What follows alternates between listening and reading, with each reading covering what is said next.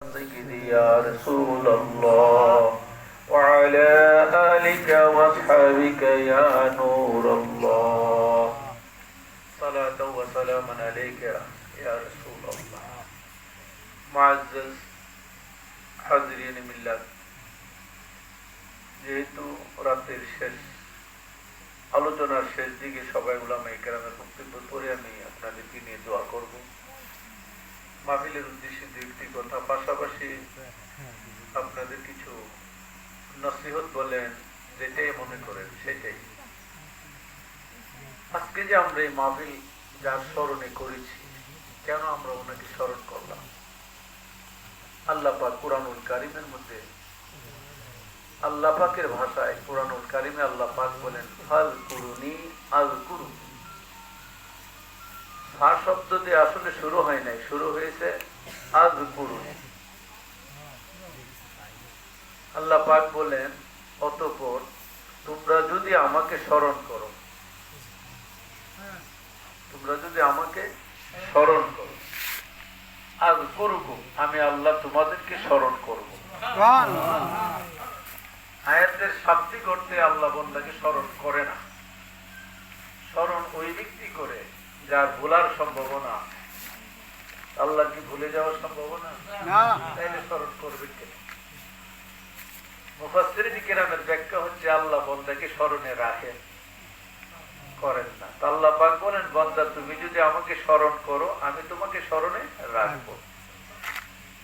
তুমি যদি আমাকে ঘুমন্ত অবস্থায় স্মরণ করো, আমি তোমাকে কবরে শায়িত অবস্থায় তোমাকে স্মরণে রাখবো। তুমি যদি আমাকে আলোতে স্মরণ করো, আমি তোমাকে অন্ধকারে স্মরণে রাখবো। তুমি যদি জিন্দেগিতে আমাকে স্মরণ করো, আমি তোমাকে মৃত্যুর পরে তোমাকে স্মরণে রাখবো। আল্লাহ যখন কাউকে স্মরণ রাখে, ওই বান্দার অবস্থাটা কি হয়? আসুন হাদিস শরীফে নবীজি ফরমান, যখন কোনো বান্দা আল্লাহর স্মরণের পাত্র হয়ে যায়, অর্থাৎ কোনো বান্দাকে যখন আল্লাহ স্মরণ রাখে, আর আল্লাহর রাখাটা হচ্ছে দায়েম দায়েম, মানে আবাদুল আবাদ, সর্বাবস্থায়, এটার কোনো শেষ নাই। আল্লাহ স্মরণ যখন বান্দাকে রাখে, এটার কোনো সমাপ্তি নাই। তো যখন কোনো বান্দা আল্লাহকে স্মরণে রাখে, তখন ওই বান্দা আল্লাহ হয়ে যায়। নবী পাক সাল্লাল্লাহু আলাইহি সাল্লাম সুন্দর জবানে পাকে, আল্লাহ পাকের কালাম হাদিসে কুদসি নবীজির জবানে নবীজি বলেন ফাইজা আবাদতু ফাকুনতু সামাহুল্লাযী ইয়াসমাউ বি। বান্দা যখন আমাকে স্মরণ করে যখন আমার মাহবুব হয়ে যায়, অর্থাৎ আমি যখন বান্দাকে স্মরণে রাখি, তখন বান্দা আমার মাহবুব হয়ে যায়, বন্ধু হয়ে যায়, হয়ে যায়। স্মরণ করলে প্রিয় হয় না, স্মরণে রাখলে প্রিয় হয়। এই কথাটা বুঝতে হবে। স্মরণ করলে প্রিয় হয় না, স্মরণে রাখলে প্রিয় হয়। স্মরণ আমি দেখলাম, হঠাৎ করে আপনাকে আমি স্মরণ করলাম, কিন্তু আপনাকে দেখি নাই, কিন্তু আমার স্মরণে আছে। স্মরণ থাকে সবসময়, কিন্তু স্মরণ করা হয় কিছুক্ষণ সময়। আল্লাহ পাক বান্দাকে কিছুক্ষণের জন্য স্মরণ করে না, আল্লাহ পাক বান্দার সর্বাবস্থার জন্যই স্মরণে রাখে। আল্লাহ পাক বলেন বান্দা তুমি যখন আমার হয়ে যাও, তখন আমি তোমাকে স্মরণে রাখি, আর আমি যখন তোমাকে স্মরণে রাখি, তখন কুল কায়নাত, এই মর্মে হাদিস শরীফের মধ্যে আসছে, আল্লাহ পাক যখন কোনো বান্দাকে ওই আপন বানিয়ে নেন, হাদিসের মধ্যে আসছে, আল্লাহ পাক জিবরাইলকে ডাক দিয়ে বলেন হে জিবরাইল, এলান করে দাও আসমানের মধ্যে, আসমানে যারা আছে সমস্ত ফেরেশতাদেরকে ঘোষণা করে দাও, এমক বান্দাকে আমি আল্লাহ মাহবুব বন্ধু বানিয়ে নিয়েছি, তাকে আমার স্মরণের পাত্র বানিয়ে নিয়েছি। এই জন্য জিবরাইল তোমার জন্য ফরজ হয়ে গেছে আমার বান্দাকে তুমি স্মরণে রাখো, তুমি বেশি বেশি আমার বান্দাকে স্মরণ করো। তো আল্লাহ ফেরেশতা জিবরাইল বললেন আল্লাহ আমি স্মরণ রাখবো, আপনার হুকুম। এখন তুমি স্মরণে রাখলে হবে না, তোমার এলান হলো তুমি সারা আসমানবাসী, যত আসমানের যত সৃষ্টি আছে, মাখলুক আছে, তাদেরকে তুমি বলে দাও তারা যেন আমার বান্দাকে স্মরণ করে, স্মরণে রাখে। তো জিবরাইল আয়েশা আসমানের মধ্যে সমস্ত ফেরেশতাদেরকে এলান করে দিয়ে বলেন আল্লাহ পাক এমন বান্দাকে ভালোবাসার কারণে তোমরা সকলে ওই বান্দাকে ভালোবাসো, আমি আল্লাহ, আমি জিবরাইল ওই বান্দাকে ভালোবাসি। আল্লাহ পাক বলেন হুকুম আসমানে হয়েছে, হ্যাঁ সপ্তম আসমান পর্যন্ত আমি এলান করেছি, আলমে মালাইকাতে এলান করেছি। না তাহলে হবে না, জমিনের মধ্যে যাও, জমিনের মধ্যে যাও, জমিনে যারা আছেন সমস্ত জমিনবাসীদেরকে এলান করে দাও। তো জিব্রাইল এসে সমস্ত জমিনবাসীদেরকে এলান করে দিল। তো জমিনের মধ্যে কি শুধু মানুষ বসবাস করে, পশু পাখি আছে না, গাছপালা আছে না, তরুলতা আছে না, নদী নালা হাল বিল, এগুলো তো জমিনে মাকবুলুল আরদ। তখন বন্দা হয়ে যায় জমিনের মধ্যে মকবুল, সবার প্রিয়। বন্দা যখন জমিনের জন্য প্রিয় হয়ে যায় তখন বন্দার শান্তি, আর আসমানে যখন বন্দা প্রিয় হয়ে যায় তখন বন্দার শান্তি। এমন একটা ছোট্ট হাদিস মিশকাতের মধ্যে আছে, হযরতে সাফিনা রাদিয়াল্লাহু তাআলা নবীজির একজন সাহাবী, ওনার মূলত নাম ছিলেন আব্দুর রহমান। নবীজি ওনাকে সাফিনা বলতেন। সাফিনা হচ্ছে নৌকা, সাফিনা মানে নৌকা। তো বড় বড় নৌকার মধ্যে পাটের নৌকা, পাটের জাহাজের মধ্যে পাট ভরতে ভরতে ভরতে এমন অবস্থা হয়েছে আর নৌকা দেখা যায় না, এখন শুধু পাট দেখা যায়। তো সাফিনা রাদিয়াল্লাহু তাআলা যখন তিনি কোনো কিছু নিতেন, এত তিনাস আল্লাহ পাক শক্তি দিয়েছিলেন, উনি যখন বহন করতেন তখন ওনার সমস্ত শরীরে এমন ভাবে মালামাল নিতেন যে ওনাকে আর খুঁজে পাওয়া যেত না, মনে হইতে যেন একটা স্টিমার বা একটা নৌকা, একটা জাহাজ চলতেছে। তো হুজুর মুস্কি হাসি দিয়ে বলেন, আমি তোমাকে সফিনা বলে লকব দিয়ে দিলাম। ওই দিন থেকে হাদিসে তিনিকে সফিনা নামে পরিচিত হয়ে গেলেন, আর ওনাকে আব্দুর রহমান বলেন। আরেকজন সাহাবীর নাম ছিলেন আব্দুর রহমান। নবীজি ওনাকে বলেন বিড়ালের বাপ। নবীজি ঘোষণা দিয়েছেন বিড়ালের বাপ। হাদিসের মধ্যে আজ পর্যন্ত না কিয়ামত পর্যন্ত প্রত্যেক হাদিসের কিতাব আবি হুরায়রা এই নামে তিনি পরিচিত। যেমন বিড়াল শব্দটা তো একটা প্রাণীর নাম, বিড়াল শব্দটা কি প্রাণীর নাম। আশরাফুল মাখলুকাত মানুষ, আর বিড়াল হলো প্রাণীর নাম। আব্দুর রহমানের সম্পর্কটা হচ্ছে আল্লাহর সাথে।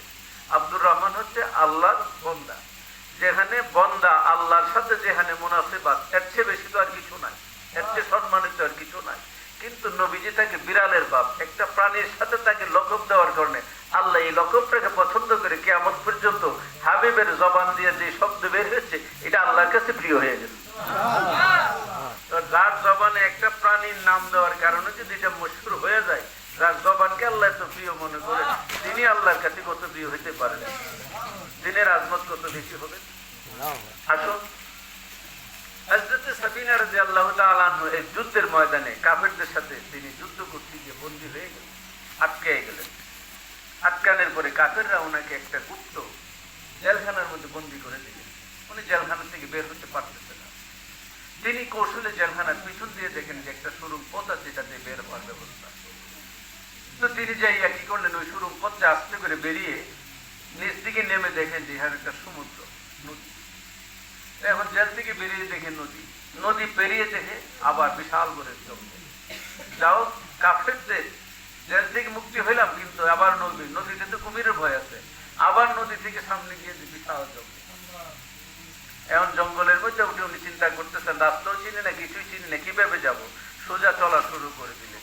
কিছু দূর যাওয়ার পরে দেখা যাচ্ছে সিংহের গর্জন, বাঘের গর্জন, বিশাল বড় এক সিংহ, আসাদ, বিশাল বড় সিংহ সামনের দিকে আসে। তো জঙ্গলে যদি কোনো হিংস্র প্রাণী বাঘ বা সিংহের সামনে দেখা হয়ে যায়, তাইলে আপনার কেমন মনে হবে? ওনার সাথে একটু সাক্ষাৎ করে চা নাস্তা খাবার দাওয়ার টাওয়ার দিবেন, এরকম মনে হবে? কলিজাতে কিছু থাকবে? মরার আগে তো একটা মরণ হয়ে গেল, ঠিক কিনা?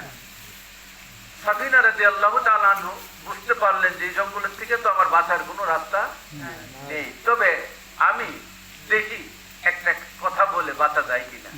কি কথা? বাচ্চা যখন সামনের দিকে আসলো তখন তিনি বলেন, ইয়া আবাল হারাস, আনা মাওলা রাসূলিল্লাহি সাল্লাল্লাহু আলাইহি ওয়াসাল্লাম। বাঘ, তুমি হয়তো আমাকে কি মনে করো জানি না, তবে আমার একটা পরিচয় আছে। আমি একজন মানুষ, এটা তো আমার একটা পরিচয়। এই মনে করে তো তুমি আমাকে আসতেছো, কিন্তু আমার একটা আসল পরিচয় আছে। আসল পরিচয় হলো আমি নবীজির একজন গোলাম, আমি রাসূল পাকের একজন। হাদিস শরীফের মধ্যে আসছে, মুফাসসিরিন কিরাম ব্যাখ্যায় লিখতেছেন, আল্লাহর কসম, বাঘটা স্তব্ধ হয়ে দাঁড়িয়ে গেল। স্তব্ধ দাঁড়িয়ে দুইটা চক্ষু দিয়ে ওনার দিকে এক নজর, পা থেকে মাথা পর্যন্ত কয়েকবার চোখ দিয়ে তাকে তাকানোর পরে বাঘের চোখের মধ্যে মনে হচ্ছে যেন একটা পানির ঝর্ণা এসে গেছে। গোলামে মোস্তফা আমার সামনে আসছে, আমি কোনো বেয়াদবি করে ফেলেছি কিনা এই ভয়ে বাঘের চোখের মধ্যে পানি টলমল করছে। তেমন বাঘ বলতেছে, হে নবীর গোলাম, আপনার কোনো ভয় নাই, এই জঙ্গলের বাদশা আমি, আমি থাকতে আপনি কেন ভয় করছেন? আমি আপনার গোলামিতে আছি, যতক্ষণ পর্যন্ত আমি আছি ততক্ষণ এই জঙ্গলে আপনার কোনো ক্ষতি কেউ করতে পারবে। আমার সাথে আসুন। তিনি বাঘটা এইভাবে লেজ দিয়ে দিয়ে টানতেছে, সফিনা বলে আমি বাঘের পিছনে পিছনে যাই। হঠাৎ বাঘটা আমার চোখ থেকে আড়াল হয়ে যায়। যখন আড়াল হয়ে যায় তখন আমি চিন্তা করি কোথায় গেল। আবার আড়াল হয়ে আবার দৌড়ে সামনে এসে বলে, আপনি ভয় পাবেন না, আমি মনে করেছিলাম জঙ্গলের কোনো প্রাণী আপনাকে আক্রমণ করতে আসতেছে, তাই তাকে সাবধান করে দিয়ে বলছি, এখানে নবীর গোলাম যাচ্ছে, বেয়াদবি করিস না। বেয়াদবি করিস না। তাহলে হাদিস থেকে প্রমাণিত হলো যে নবীর গোলামের জন্য ওই যে আল্লাহ মাকবুলুল আরশ জমিনে তাকে কবুল করে দিয়েছে, এই কবুল হওয়ার কারণে জঙ্গলের প্রাণী তার শ্রদ্ধা করে। জঙ্গলের মধ্যে বাঘকেও তো এলান জিব্রাইল দিয়েছে। এখন এই এলান পাওয়ার কারণে জঙ্গল আর বাঘ এই অবস্থায়। হযরতে জাকারিয়া বাহাউদ্দিন মুলতানি রহমাতুল্লাহ আলাইহি, ওনার পীর ভাই হযরতে সাদি রহমাতুল্লাহ আলাইহি, উনি যখন ইরাকে যখন যুদ্ধ হলো, যুদ্ধে যখন লক্ষ লক্ষ মানুষ যখন মারা গেল, চেঙ্গিস খানের যুদ্ধের সময় 10 লক্ষ মুসলমান শাহাদাত বরণ করলো, তখন তিনি জীবন রক্ষা করার জন্য সেখান থেকে রওনা দিলেন। রওনা দেওয়ার সময় তিনি একটা পাহাড়ের চূড়া দিয়ে আস্তে করে তিনি রওনা দিলেন। তিনি চিন্তা করলেন আমি চলে যাব আমার ভাই হযরতে বাহাউদ্দিন জাকারিয়া মুলতানি রহমাতুল্লাহ আলাইহির সাথে, এই কথা বলে তিনি রওনা দিয়ে চলে আসছেন। ঠিক পাহাড়ের মাঝামাঝি আসার পরে দেখতেছে এক ব্যক্তির হাতের মধ্যে একটা আজদা, আর সে একটা বাঘের পৃষ্ঠে সরে চড়ছে। মানে তার সাওয়ারি হইল বাঘ আর হাতের মধ্যে হলো একটা সাপ লাঠি। তিনি ভয় পেয়ে গেলেন, নিশ্চয়ই কোনো বড় ধরনের জিন চিনছি না, এত বড়। তিনি খুব চিন্তিত হয়ে গেলেন। ঠিক এই অবস্থায় মনে মনে ভাবলেন হয়তো কোনো দেবদানব কিনা, রাতের আধারে এইভাবে যাচ্ছে, কারণ বাঘের পিঠে সাওয়ার, আবার হাতের মধ্যে এত বড় একটা আলতা। ঠিক সাথে সাথে বলতেছে, সাদি তুমি ভুল মনে করছো, আমি জিন নয়, আমি অন্য কোনো জাত নয়, আমি মানুষ, আমি মানুষ। এগুলো আল্লাহ পাক আমার দাবি করে দিয়েছে, আমিও নবীজির একজন গোলাম। হযরত সাদি রহমাতুল্লাহ আলাইহি বললেন যে আমি সেখান থেকে সোজা চলে আসলাম। এই ঘটনাগুলোতে প্রমাণ করছেন আল্লাহ পাক যখন কোনো বান্দা যখন নবীর গোলাম হয়ে যায় তখন এই গোলামকে জঙ্গলের প্রাণীরা সম্মান করে। বিপরীতে আরেকটা ঘটনা আছে, আবুল আহাব তার 2 সন্তান, এক ছেলের নাম ছিল উতবা, আরেকটার নাম ছিল উতাইবা। হযরতে উম্মে কুলসুম এবং উম্মে যায়নাব দুইজনকে নবী পাক সাল্লাল্লাহু আলাইহি সাল্লামের 2 কন্যাকে আবুল আহাবের 2 ছেলের কাছে প্রথমে বিবাহ দিয়েছিলেন। তখনও যখন কাফেরদের সাথে মুসলিমদের সাথে ইসলামী বিবাহ নিষেধ হয় নাই। 2 সন্তানকে বিবাহ দেওয়ার পরে যখন সূরা লাহাব নাজিল হলো, তখন আবু লাহাব রাগান্বিত হয়ে নবীজির 2 সন্তানকে তার ছেলেদেরকে হুকুম করলো, এই মুহূর্তে 2 সন্তানকে যে এখন যায়া মুহাম্মদের কন্যাদেরকে তার সামনে গিয়ে তালাক দিয়ে চলে আসে। উতাইবা ছিল একটু নরম মেজাজের মানুষ, একটু ভদ্র প্রকৃতির মানুষ, তিনি যাইয়া নবীজির কন্যাকে রেখে দিয়ে চুপচাপ চলে আসেন। আর উম্মে কুলসুম যিনি ছিলেন উতবা, সে ছিল খুব রাগান্বিত। সে কি করলো, উম্মে কুলসুমকে নিয়ে নবীজির সামনে এমন ভাবে গালি দিল, দেয়া বলল তোমার কন্যারে তোমার কাছে তালাক দিয়ে চলে গেলাম। নবীজি মনে কষ্ট পাইলেন, তাকায় বললেন, নবীজি তাকে তাকায় বললেন যে আকালাল কালব, তুমি জঙ্গলের পানি। এই কথাটা বলার পরে সে খুব চিন্তিত হলো, আবুল আহাবের কাছে আসলো। আবুল আহাব বললেন তালাক দিয়ে চলে আসছো? হ্যাঁ। মুহাম্মদ কিছু বলছে? উতাইবা বলতেছে আমাকে কিছু বলে নাই, উতবাকে বলছে। কি বলছে? বাঘে জঙ্গলের বাঘ তোমাকে খাবে। সর্বনাশ, যদি মুহাম্মদ এই কথা বলে থাকে পৃথিবী কিয়ামত হয়ে যাবে, কিন্তু জবানে মুস্তাফা নড়চড় হবে না, নবীর জবান পরিবর্তন হবে না। নবীর জবান তো দূরের কথা, আল্লাহর ওলিদের জবান একটু পরিবর্তন হয় না। আহে তুই গুয়াম তোরা বাহে মানম হরচে গুয়াম আফতাবে রওশনাম, হরচে গুয়াম আফতাবে রওশনাম, গুফতে উরা মান জবানে চশমে তু মান আওয়াজ মান নাজাউ হাসমে তু। মাওলানা রুমি বলেন, বন্দা যখন আল্লাহর হয়ে যায়, আল্লাহকে বন্দা তুমি আমার হয়ে যাও, তখন তোমার আর আমার মধ্যে শুধু সম্পর্ক থাকে, তুমি বন্দা আমি খোদা, তখন তুমি বন্ধু আমি তোমার মাহবুব, তুমি হয়ে যাও আমার, আমি হয়ে আশিক তুমি হোমান। শুধু তাই না, তুমি চন্দ্র আমি আলু, তুমি সূর্য, আমি কিরণ। শুধু তাই না, তুমি হও চক্ষু, আমি হই জ্যোতি। তুমি হও জবান, আমি হই কালাম। কেমন সম্পর্ক, কত গভীর। তো হযরতে রাসূল পাকের দরবারে যখন বেয়াদবি করলেন, নবীজির কথা শুনে আবুল হাব চিন্তিত হয়ে গেল। তাড়াতাড়ি ডাক দিয়ে বললেন, 100 খাদেমকে ডাক দিয়ে বললেন, তাড়াতাড়ি সিরিয়া নিয়ে যাও, উৎবাকে সিরিয়ার ব্যবসার জন্য নিয়ে যাও। আমার ছেলে যখন থাকবে 100 জন পাহারাদার দিনে পাহারা দেবে, আর 100 জন রাত্রে পাহারা দেবে। 100 জন পাহারাদার দিনের বেলা, 100 জন পাহারাদার রাতের বেলা উৎবাকে পাহারা দিচ্ছে। পাহাড়ের উপরে তাবু দিয়ে হঠাৎ করে জঙ্গল থেকে একটা বাঘ, আর এদিক দিয়ে কাফেলার মধ্যে ঘুমের তন্দ্রা এসে গেছে। নবীর দুশমনকে কি করে দেখেন, একটা বাঘ এসে আস্তে আস্তে ঢুকতে, সব কাফেররা এখানে ঘুমায়। বাঘ নাক দিয়ে শ্বাস নেয়, আর তুই কাফের, তুই খোদার দুশমন, তোরে কিছু করবো না। কাফের কার দুশমন? আল্লাহর দুশমন। সব কাফেরই তো আল্লাহর দুশমন, মুশরিকটা আল্লাহর দুশমন। নাক দিয়ে শুনকে তুই খোদার দুশমন, তোর সাথে আমার কোনো দুশমনই নাই। নবীর দুশমনকে, তাকে আমি দেখতে চাই, তাকে আমি রক্ষা করবো না। মধ্যস্থান থেকে উৎবার গলার মধ্যে বাঘের থাবাদা ধরে দূরে নিয়ে দিয়ে বলে, তোকে আমি খাবো না, তোর পেটটা আমি ছিঁড়ে দিব। পাও দিয়ে বুকটা ছিঁড়ে কলেজাটা, পাও দিয়ে বের করে কলেজাটা রেখে দিয়েছি, মুখটা জিহ্বা স্পর্শ করে না। তোর মুখ দূর থেকে এত দুর্গন্ধ বেরোচ্ছে, তোকে আমি খাবো না, কিন্তু দুশমনের রাসূল তুই। এদিকে নবীর গোলামের মর্যাদা কি, আর এদিকে নবীর দুশমনের মর্যাদা, দুইটা প্রাণীর থেকে প্রমাণিত হয়ে গেছে। বন্ধুগণ আমার, আল্লাহ পাক বলেন, বন্দা যখন আমার হয়ে যায়, তখন আমি বন্দার চক্ষু হয়ে যাই, হাত হয়ে যায়, পা হয়ে যায়, কান হয়ে যায়, মুখ হয়ে যায়। এটা হাদিসে কুদসি, বুখারীতে আছে। আল্লাহ বন্দার চক্ষু হয়ে গেলে কি হয়? আমার মতন চক্ষু হয়। হাত হয়ে গেলে কি আমাদের মতন হাত হয়? পা হয়ে গেলে কি আমাদের মতন পা হয়? এগুলো হয় না। এগুলো হচ্ছে আল্লাহর জাতের তাজাল্লি আছে। আল্লামা জামি রহমাতুল্লাহ আলাইহি তাফসীরে কবীরের মধ্যে, আল্লামা তাফসীরে কবীরের মুসান্নিফ, তিনি লিখতেছেন যে যখন বান্দা আল্লাহর এই গুণে যখন গুণান্বিত হয়ে যায়, তখন বান্দার হাতের মধ্যে আল্লাহর নূরের তাজাল্লিও এসে যায়। আসার পরে এই হাত, যদিও হাত, কিন্তু এই হাতের ক্ষমতা হয় ডানে যতটুকু পারে, দূরেও ততটুকুই পারে।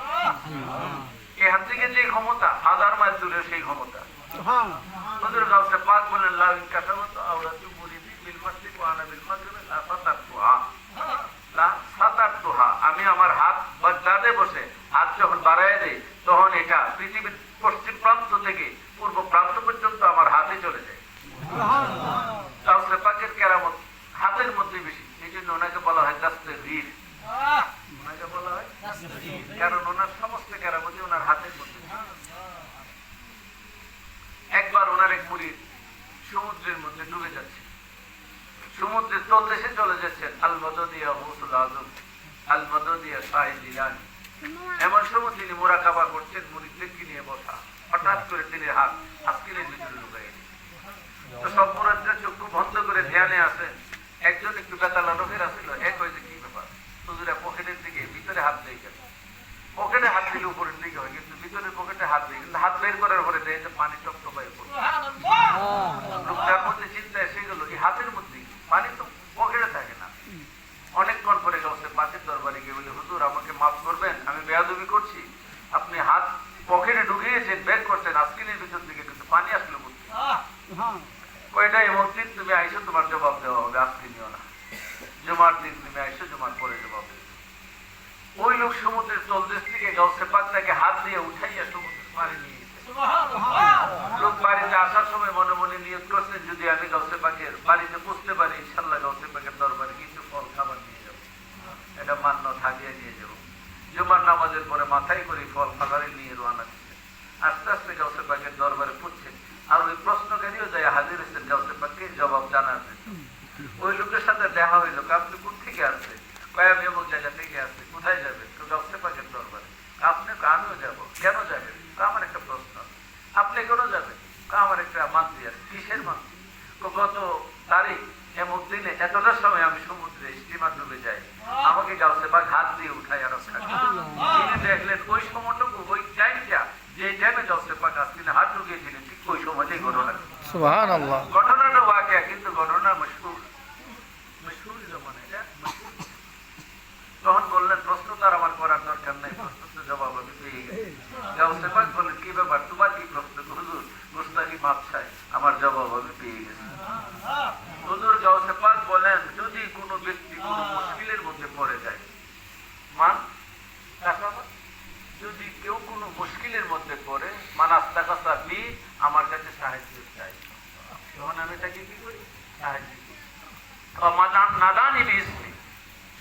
ওলিউল্লাহ মুহাদ্দিস দেহলভী রাহমাতুল্লাহ আলাইহি ওনার কিতাবের মধ্যে উল্লেখ করেছেন যে মান নাদানি ইসমি কি হাজাতি কুই বাতান, যদি মুশকিলে পড়ে আমাকে ডাক দেয় আমি তার হাজত পূর্ণ করে দিই। ওমান আস্তাগাসা বি, যদি কেউ আমাকে আহ্বান করে তার সাহায্য করি, আর আমার কাছে ডাইরেক্ট যদি সাহায্য চায় সেটাও আমি করি। শুধু তাই নয়, এরপরে বলেন আমার নাম নিয়ে যদি কেউ উসিলাও করে তাও আমি তাকে সাহায্য করি। সুবহানাল্লাহ। হুজুর গাউসে পাকের শান কত বড়, তিনি আজমত কত বড়। সমস্ত জগতের ওলি আল্লাহরা যখন গাউসে পাকের দিকে নজর করলেন, গাউসে পাক বলেন আমার এই কদম আলা রাকাবাতি কুল্লি ওয়ালিকি কাদামি আজিহি, আমার এই কদম সমস্ত ওলিদের স্তম্ভের উপরে।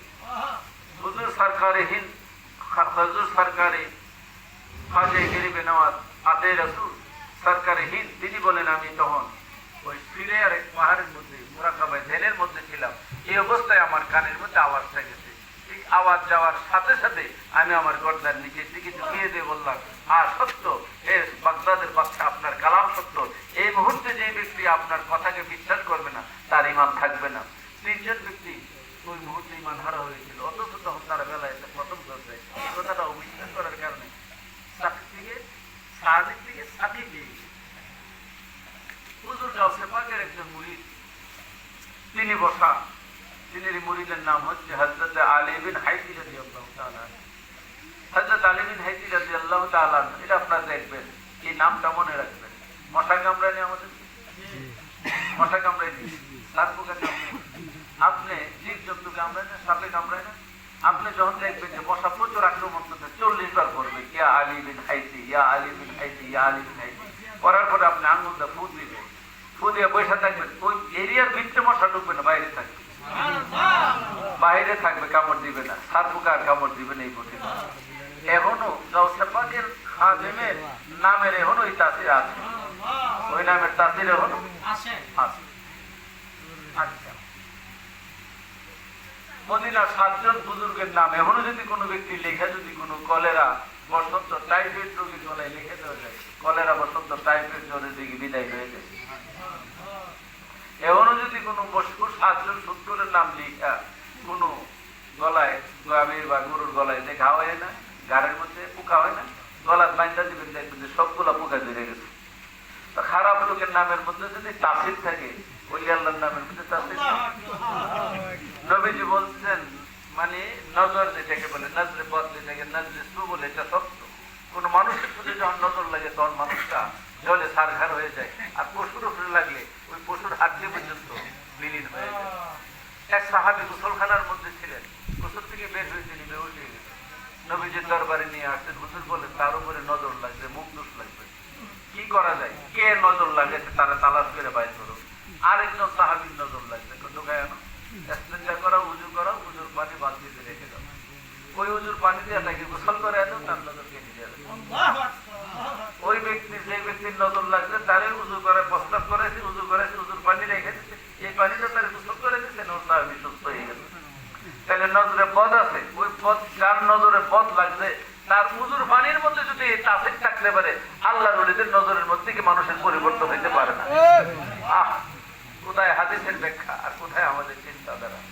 এই জন্য নেগাহে মধ্যে মুমিনসে বদলতি হাজারো, কোন ওলি আল্লাহর নজর পড়ে গেলে হাজার মানুষের তকদীর বদল হয়ে যায়, হাজারো মানুষের তকদীর বদল হয়ে যায়।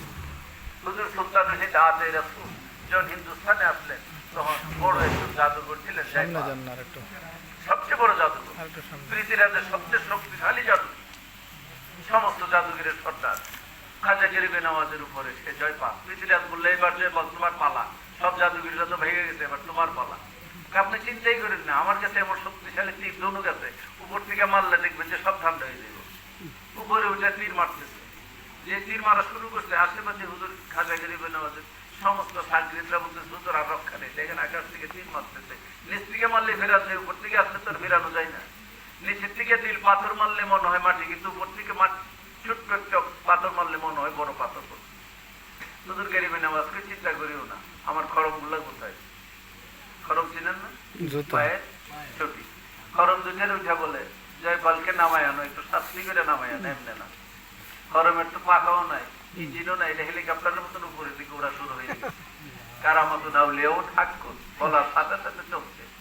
যাইতে যাইতে যাইয়া জয়পালের দুই গালের সামনে ভেবে পাখির মতন উঠতেছে। জয়পাল রেডি করে যখন মারবে তখন তো নিশানা ঠিক রাখতে হয়, নিশানা ঠিক করতে হয়। এই অবস্থায় যে মাত্র নিশানা ঠিক করে এমন সময় গালের মধ্যে ঠাস করে বাইরে যায়, তো মাথা ঘুরে যায়, নিশানা ঘুরে যায়, যাবে খাতা করে ফিরে যাওয়ার দিকে এটা থেকে আটাটা করে দুই চারটা যখন এরকম মিস হয়েছে। ঘটনা কি চিন্তা করতেছে, কোনো ঘটনা না, নিচের দিকে যাও। এখন দুই গালে চট শুরু করে দিচ্ছে। সব পালে ঘেরিবে নামাজের কদমের মধ্যে আসে। আসার পরে আপনার এই কদমের জুতার মধ্যে যে চাষি, আমাকে মাফ করে দেন, ক্ষমা করুন, আমাকে ইসলাম ধর্ম গ্রহণ করা। তিনি তো ৯২-৯৯ লক্ষ মুসলমান বানাইছেন, জয়পালও মুসলমান বানাইছে। তো হুজুর আমার একটা আর্জি আছে, কি আর্জি? আপনি আমার জন্য দোয়া করে যান, আমি যতদিন বেঁচে থাকবো, কিন্তু মৃত্যুর পরে আল্লাহ যেন আমাকে এমন কাজ করার ক্ষমতা দেয়, আমি যেন আজীবন আপনার গোলামি করতে পারি। হুজুর খাইবে নামাজ তার জন্য দোয়া করলেন, তার নামও বদল করে দিলেন। তখন আর তার নাম জয়পাল না, পরিবর্তন করে দিলেন। নামটা আমার স্মরণে আব্দুল্লাহ বিয়াবান রহমাতুল্লাহ আলাইহি হয়ে গেল। আব্দুল্লাহ বিয়াবান তিনি যখন এই অবস্থায় হলেন, হুজুর গরিবে নওয়াজের নুরানি ফয়েজ বরকতে, দোয়ার বরকতে আব্দুল্লাহ বিয়াবানি। আজ কোনো মানুষ যদি আজমের যেতে গিয়ে যদি রাস্তা ভুলে যায়, ওই লোকটা একজন রাহাবারে হাজির হয়, সালাম দিয়ে বলে কোথায় যাবেন? আজমের যাবো। আপনার বাড়ি কোথায়? আমার বাড়ি তো কুমিল্লা। আমার বাড়ি সেটাইকে ভাষা করে চলেন একসাথে যায়। আমার জীবনে আমি যখন প্রথমটা জানি না সত্য মিথ্যা, কিন্তু আমি একা হয়ে গেলাম। আমি যখন একা হয়ে গেলাম, আমি আপনার যেটাকে বলে সহজ অর্থাৎ সহজ রিক্সা আমি গেলাম। তো রিক্সায় যাওয়ার পরে কিছু দূর যাওয়ার পরে আমি চিন্তা করলাম যে কি অবস্থা। আর